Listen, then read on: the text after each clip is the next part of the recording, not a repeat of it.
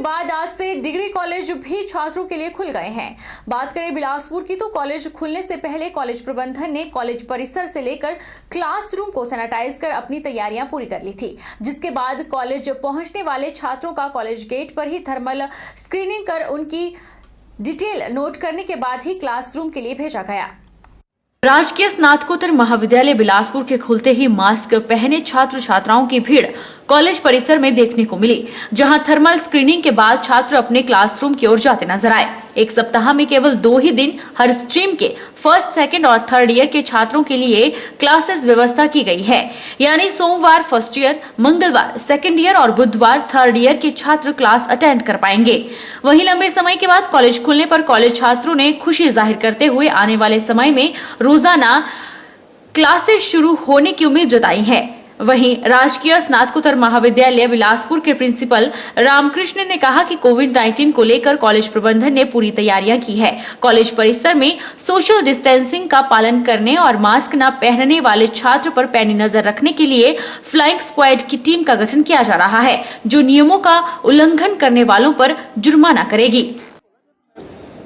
तो जो भी स्टूडेंट्स कमेटीज को लगेगा कि ये बिना मास्क से घूम रहे हैं, तो उनके लिए 50 रुपए का फाइन जो है वो रखा गया हुआ है और इसका पूरा ध्यान रखा जाएगा कि हमारा जो डिसिप्लिन है वो पूरा मेंटेन रहे।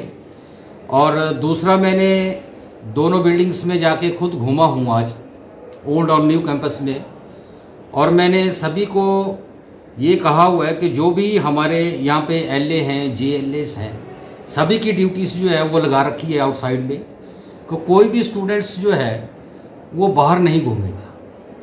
अगर स्टूडेंट्स आए हुए हैं तो कमरों के अंदर ही सोशल डिस्टेंसिंग से बैठना पड़ेगा, सैनिटाइज अपने आप को करना पड़ेगा और मास्क का जो है वो उसको लगाना पड़ेगा। उधर जोगिंद्रनगर कॉलेज में पहले दिन पहुंचे विद्यार्थियों को कोरोना प्रोटोकॉल की तमाम हिदायतों की पालना करवाई गई। महाविद्यालय के मुख्य द्वार पर ही विद्यार्थियों का शारीरिक तापमान जांचा गया और हैंड सैनिटाइज के बाद ही प्रवेश मिल पाया। सुबह करीब 10 बजे से दोपहर 2 बजे तक 1000 से अधिक विद्यार्थियों ने शिक्षा ऑफलाइन ग्रहण की।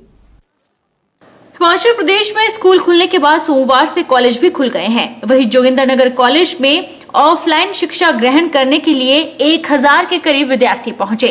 राजीव गांधी राजकीय महाविद्यालय के मुख्य द्वार पर NCC के कैंडिडेट्स की मौजूदगी में विद्यार्थियों के पहचान पत्र भी जांचे गए और थर्मल स्कैनिंग करने के बाद ही प्रवेश की अनुमति मिल पाई। मुख्य द्वार पर महाविद्यालय के चतुर्थ श्रेणी के कर्मचारी भी तैनात रहे। कोविड के नियमों की पालना के तहत कक्षाओं को भी सैनिटाइज किया गया था। प्रत्येक डेस्क में एक ही विद्यार्थी को बैठने की अनुमति मिली। कक्षाओं में शारीरिक दूरी की पालना के साथ साथ विद्यार्थियों का मास्क पहनना भी सुनिश्चित किया गया था। वहीं महाविद्यालय के कार्यकारी प्राचार्य प्रकाश चंद ने खुद कक्षाओं का जायजा लिया। MHA और हिमाचल प्रदेश सरकार के जो दिशा निर्देश हैं उनके अनुसार आज कॉलेज खुले हैं और कोविड-19 जो महामारी है उसको मद्देनजर रखते हुए हमने कॉलेज में पुख्ता इंतजाम किए हैं। सबसे पहले तो गेट में ही हमने अपने कर्मचारी जो हैं वो खड़े किए हैं और NCC के जो कैडेट्स हैं वो भी गेट में खड़े हैं और वो प्रॉपर जो है वो थर्मल मैपिंग कर रहे हैं, हाथ को सैनिटाइज करवा रहे हैं और ये इंश्योर कर रहे हैं कि बच्चों ने जो है मास्क लगाया है अथवा नहीं लगाया है। सोशल डिस्टेंसिंग का पूरा ख्याल रखा गया है। बहुत से महीनों बाद हमारा कॉलेज स्टार्ट हुआ तो हमें बहुत अच्छा लग रहा है। कुछ सिलेबस हमारा ऑनलाइन में कंप्लीट नहीं हुआ है तो कॉलेज में आकर कंप्लीट हो जाएगा। अब हमारे एग्जाम भी नजदीक आ रहे हैं तो जिससे हमें कॉलेज में आकर पढ़ने में भी सहायता मिलेगी और हम अच्छे से एग्जाम में परफॉर्म कर पाएंगे। कोरोना महामारी के चलते पिछले करीब 10 महीने से बंद पड़े कॉलेज आज से खुल गए हैं। सोलन डिग्री कॉलेज में आज रौनक देखने को मिली। पहले दिन प्रैक्टिकल सहित चुनिंदा कक्षाओं के विद्यार्थियों को ही कॉलेज बुलाया गया था। 2 गज की दूरी के नियम सहित मास्क का प्रयोग सुनिश्चित किया जा रहा है। कॉलेज खुलने से सोलन डिग्री कॉलेज में भी आज रौनक देखने को मिली। डिग्री कॉलेज सोलन में वर्तमान में 4000 विद्यार्थी शिक्षारत हैं। कोविड नियमों के चलते सभी को एक साथ बुलाना संभव नहीं है, तो आज से प्रैक्टिकल सहित चुनिंदा कक्षाओं के विद्यार्थियों को ही कॉलेज बुलाया गया था। उपस्थित छात्रों का थर्मल स्कैनिंग पर तापमान जांचा गया, साथ ही मास्क का प्रयोग कड़ाई से करवाया जा रहा है। 2 गज की दूरी के नियम की भी पालना हो रही है। अन्य छात्रों को सिलसिलेवार बुलाने पर विचार चल रहा है। छात्र छात्राओं ने बताया कि वह करीब 10 महीने बाद कॉलेज आए हैं। उन्हें बेहद प्रसन्नता है कि वह शिक्षा ग्रहण करने शिक्षा के मंदिर आए हैं। उन्होंने कहा कि कोविड नियमों का पालन खुद भी सुनिश्चित कर रहे हैं और महाविद्यालय प्रबंधन द्वारा भी उन्हें जागरूक किया जा रहा है। हम करीब 1 साल बाद यहाँ कॉलेज में आए हैं प्रैक्टिकल्स के लिए और यहाँ बहुत ज़्यादा रिस्ट्रिक्शंस हैं। हमें मास्क नहीं उतारने दिया जा रहा है, हमें गेट के ऊपर सैनिटाइज़र दिया जा रहा है, हमारा टेम्परेचर चेक हो रहा है और इतने दिनों बाद कॉलेज में आके बहुत अच्छा लग रहा है। हमें बार बार यहाँ आके बताया जा रहा है कि हमें दूर दूर खड़े होना है सबसे, हमें साथ में नहीं बैठने दिया जा रहा है और हमारे प्रैक्टिकल्स भी 4-4 करके बुलाया जा रहा है। उधर डिग्री कॉलेज सोलन की प्रधानाचार्य नम्रता टेकू ने बताया कि कॉलेज खुलने के साथ ही प्रैक्टिकल सहित अन्य कक्षाएं लगनी शुरू हो गई हैं और उन्होंने कहा कि सिलसिलेवार विद्यार्थियों को बुलाया जाएगा। आज जो है हमारे प्रैक्टिकल के स्टूडेंट्स हैं जिसमें हमारी सारी साइंसेज हो गई, first year, second year, third year और ह्यूमैनिटीज़ के 4-5 सब्जेक्ट्स हैं जिनमें प्रैक्टिकल्स होते हैं, वो बच्चे आए हैं। और उसके साथ साथ हमारा सेल्फ फाइनेंस कोर्सेज जिसमें हम BBA, BCA, PGDCA रन करते हैं और BVOC that is bachelor in vocational education, वो स्टूडेंट्स जो हैं क्लासेस लगाने के लिए आज आए हैं। सभी स्टूडेंट्स का है जो महाविद्यालय के गेट के ऊपर जो है उनका थर्मल चेकिंग हो रही है, सैनिटाइजेशन हो रहा है। सोमवार को जिला कुल्लू में भी छात्रों के लिए कक्षाएं खोल दी गई और पहले दिन भी अधिकतर छात्रों ने कॉलेज में अपनी उपस्थिति दर्ज की। वहीं विभिन्न छात्र संगठन भी कॉलेज आने वाले छात्रों का स्वागत करने में जुटे हुए हैं।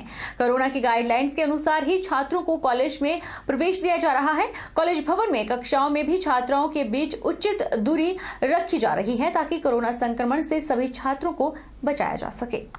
अच्छा, 8 फरवरी से कॉलेजेस जो हैं वो स्टूडेंट्स के लिए खोल दिए गए हैं और जितनी भी हमें गाइडलाइंस भेजी गई थी उसके अकॉर्डिंग हमने कॉलेज को पहले सैनिटाइज करवाया है और अब जो हमने टाइम टेबल है वो भी हर क्लास को हमने ऑल्टरनेट डे, जो जहाँ ज़्यादा स्ट्रेंथ है वहाँ स्टूडेंट्स को हमने ऑल्टरनेट डे बुला रहे हैं। और हमने साइंस में भी टाइम टेबल जो है स्टूडेंट्स के अकॉर्डिंग, ताकि उनके प्रैक्टिकल भी लग सकें, तो उनको भी स्टागर कर दिया है। और जो बच्चा आएगा वो ऑल्टरनेट डे आएगा और उस दिन जिस दिन वो आएगा उसके सारे प्रैक्टिकल्स भी लगेंगे और क्लासेस भी लगेंगे। जहाँ स्ट्रेंथ हमारी कम है, जैसे MA की क्लासेस हैं या BBA, BCA, BVOC है, वहाँ हम क्योंकि स्ट्रेंथ कम है तो उनको रोज हम बुला रहे हैं। बिलासपुर नगर के डियारा सेक्टर में डायरिया फैलने से 3 दर्जन परिवार ग्रसित हुए हैं। वहीं कुछ लोगों को जिला अस्पताल में भर्ती भी कर दिया गया है। जानकारी मिलते ही स्वास्थ्य विभाग की टीम भी मौके पर पहुंची। टीम ने मौके पर पहुंचकर लोगों से बातचीत की और वहां पर लोगों को डायरिया के बारे में जागरूक किया। बिलासपुर नगर के डियारा सेक्टर में डायरिया फैलने से 3 दर्जन परिवार ग्रसित हुए हैं। बताया जा रहा है कि स्थानीय लोगों ने यहां पर पानी गंदा आने की सूचना कुछ दिन पहले ही जिला प्रशासन को दे रखी थी, लेकिन कोई भी अधिकारी इस ओर ध्यान नहीं दे रहा था, जिसके चलते यहां पर अब यह बीमारी गंभीर रूप धारण करने लग गई है। स्वास्थ्य विभाग की टीम को सोमवार को डायरिया फैलने की जानकारी मिली तो 2 विशेषज्ञों की टीमें मौके पर ही स्वास्थ्य विभाग ने तैनात की। टीमें लोगों के घरों में जाकर पानी से लेकर लोगों के स्वास्थ्य तक की जांच करने में जुट गई है। हालांकि अभी तक इन 3 दर्जन परिवारों में से 5 से 6 लोग जिला अस्पताल में भर्ती किए गए थे। अब उनके स्वास्थ्य में सुधार भी बताया जा रहा है। स्थानीय लोगों में जिला प्रशासन के खिलाफ भारी आक्रोश है। जिला स्वास्थ्य अधिकारी डॉक्टर परविंद्र सिंह ने लोगों से अपील की है कि पानी उबाल कर पिएं। स्वास्थ्य विभाग द्वारा जारी गाइडलाइंस की पूरी तरह से पालना करें। तो जब हमने ये देखा कि हाँ केसेस हैं, तो उसी को देखते हुए फिर हमने दोनों जो MOs हैं, मेडिकल ऑफिसर हैं, उनकी जो उनको लीडर बना के उनकी लीडरशिप में टीमें बना दी हैं और 4 या 5 टीम्स हमारी इस समय काम कर रही हैं, जो घर घर जाके लोगों को जागरूक तो कर ही रही हैं, लेकिन दवाई और ORS के पैकेट भी बांट रही हैं और लोगों को इससे डायरिया डायसेंट्री से बचने के जो है वो उपाय भी बता रहे हैं। इसके अलावा हमारे हेल्थ एजुकेटर और जो मास मीडिया के एजुकेशन ऑफिसर होते हैं वो भी जाके लोगों को जागरूक कर रहे हैं। और अभी क्योंकि ये अभी थोड़ा ही टाइम हुआ है, 2-3 घंटे का टाइम ही बीता है, तो इसकी फाइनल रिपोर्ट है शाम तक पता चलेगी कि कितने केसेस हमें मिलते हैं। लेकिन ये है कि जितने भी अभी तक पता चला उनमें से सीरियस कोई नहीं है। सारे जो सिचुएशन अंडर कंट्रोल है। देश की आन बान शान के लिए सीमाओं में तैनात भारतीय सेना के जवानों के साथ कंधे से कंधा मिलाकर खड़े होने का सबसे बेहतर विकल्प सेना में शामिल होना है। 1 से 10 मार्च तक जिला कांगड़ा के पालमपुर में सेना भर्ती का आयोजन किया जा रहा है। इस भर्ती में मंडी संसदीय क्षेत्र के जिला मंडी, लाहौल स्पीति और कुल्लू जिला के हजारों युवाओं के लिए सेना में भर्ती होने का अवसर मिलने जा रहा है। करीब 20 दिन सेना भर्ती के लिए शेष बचे हैं, लिहाजा खिलाड़ी सेना भर्ती में शामिल होकर देश सेवा के लिए तैयार रहें। सोमवार को एथलेटिक सेंटर जोगिंदरनगर के सैकड़ों खिलाड़ियों से अचानक मिलने पहुंचे सांसद रामसूख शर्मा ने भी देशभक्ति की भावना का जोश युवाओं में भरा। देश सलामत रहे इसलिए प्रदेश के सैकड़ों वीर सैनिक विकट परिस्थितियों में भी देश की सीमाओं में 24 घंटे तैनात होकर अपनी सेवाएं दे रहे हैं। सियाचिन के ग्लेशियरों में 0 से नीचे के तापमान में देश के दुश्मनों को उन्हीं की भाषा में जवाब देने का जज्बा हिंदुस्तानी सैनिकों में ही है। जोगिंदरनगर पूर्व सैनिक लीग के 47वें राइजिंग डे के मुख्य अतिथि जोगिंदरनगर के एसडीएम अमित मेहरा ने यह बात कही। जोगिंदरनगर पूर्व सैनिक लीग ने अपना 47वां राइजिंग डे मनाया, जिसमें एसडीएम जोगिंदरनगर अमित मेहरा ने मुख्य अतिथि के रूप में शिरकत की। एसडीएम अमित मेहरा ने कहा कि हिमाचल प्रदेश वीरगति के नाम से इसलिए भी पहचानी जाती है क्योंकि प्रदेश के दर्जनों सैनिकों ने देश की आन बान और शान के लिए अपने प्राण तक की कुर्बानी दे दी। एसडीएम अमित मेहरा ने गलवान घाटी में भारतीय सेना के शौर्य की सराहना करते हुए कहा कि देश के जाबाज सैनिकों की शहादत को हिंदुस्तान कभी भी भुला नहीं सकता है। सैनिकों के सीने में लगे मेडल उनकी बहादुरी का प्रतीक है। देश के अमन और चैन पर पूर्व सैनिकों की भी सहभागिता निरंतर जारी है। सेना से सेवानिवृत्त होने के बाद भी वह सामाजिक सरोकारों में बढ़ चढ़ कर हिस्सा ले रहे हैं।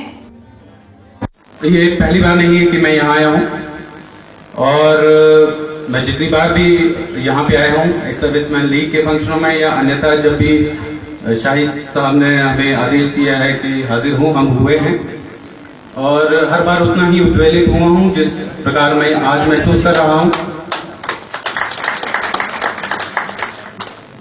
हमारे बीच में जब भी शाही साहब ने कोई भी चीज हमारे सामने लाई, एक्स सर्विसमैन लीग के प्रतिनिधियों ने जब भी कोई चीज हमारे सामने लाई है, हमारा प्रयत्न रहा है कि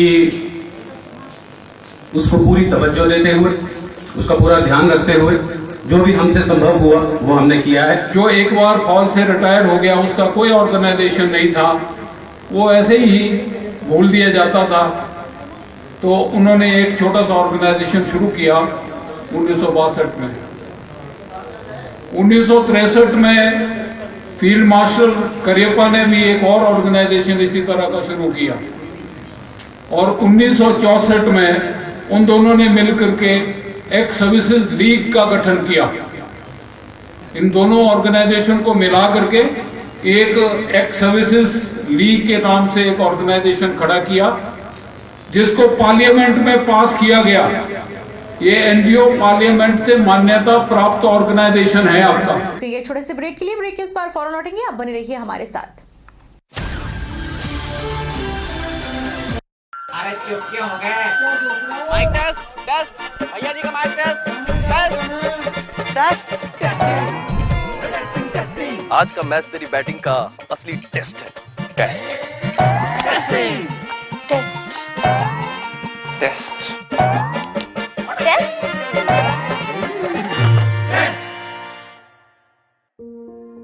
मन में शक है तो सरकारी अस्पताल के आईसीटीसी में HIV की मुफ्त जांच करवाएं और सलाह पाएं।